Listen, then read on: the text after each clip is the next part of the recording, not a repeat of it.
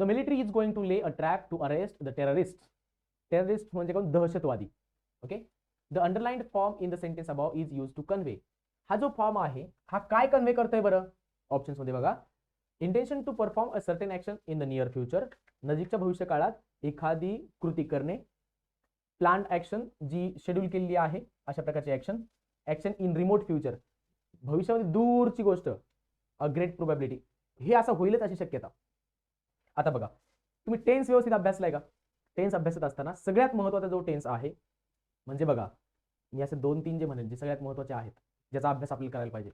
Simple present tense, present continuous tense, present perfect continuous tense, हे 3. आणि past मधील simple past, past perfect, यांचे use जास्त आहेत. कळालंय? मग आता बघा, हा इज प्लस V1 विथ आयएनजी म्हणजे काय? इज आलाय, त्यानंतर V1 प्लस आयएनजी आलाय, म्हणजे वाक्य कोणतं आहे? Present simple present tense, right.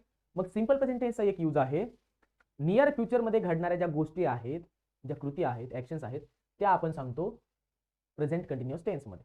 मग the military is going to lay a trap to arrest the terrorist, नजीकच्या भविष्यकाळामध्ये जे घडेल असं किंवा घडणार आहे असं जे सांगायचं असतं ना, ते सांगतो आपण प्रेझेंट कंटिन्युअस टेन्स मध्ये. म्हणून आन्सर काय असेल? इंटेन्शन. ओके, इथं नाही डायरेक्ट करता येणार आपला. Intention to perform a certain action in the near future, this is the correct answer. आता बघा, ओनली ए कुठे? Number 3 is the answer. कळाले? नजीकच्या भविष्यकाळातील एखादी गोष्ट करायची किंवा करणार आहोत असं जेव्हा सांगायचं असतं तेव्हा present continuous tense. Okay. Option number 2 बघा, प्लान्ड ऍक्शन. आता एखादी गोष्ट आपण प्लान केली आहे, शेड्यूल केली आहे. The train leaves at 9 PM, म्हणजे काय? रात्री 9 वाजता ट्रेन निघणार आहे. ऍक्च्युअली ट्रेन जाणार कधी? भविष्यकाळात येते. तरी सुद्धा मी आता सांगतो, समजा आता असं मानलं की दुपारचे 3 वाजले, मी आता सांगतो की the train leaves at 9 PM. Tense कोणता वापरलाय? Simple present tense. कृती कधीची? भविष्यकाळातली. म्हणजे जी प्लान्ड ऍक्शन आहे किंवा SCHEDULED शेड्यूल्ड ऍक्शन आहे, प्लान ऍक्शन म्हणा, शेड्यूल्ड ऍक्शन म्हणा, ही सांगतो आपण सिंपल प्रेझेंट टेन्स मध्ये. आले का लक्षात? द कॉलेज रिओपन्स ऑन 15 जून असं जर म्हटलं, आता ते शेड्यूल आहे, प्लान आहे की 15 जूनला कॉलेज सुरू होणार आहे.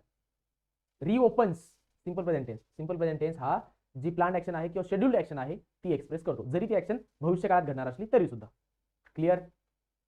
ऍक्शन इन रिमोट फ्युचर आणि प्रोबॅबिलिटी, ग्रेट प्रोबॅबिलिटी काय संबंध नाही. एकच सांगितलेलं आहे, intention to perform a certain action in the near future is going to.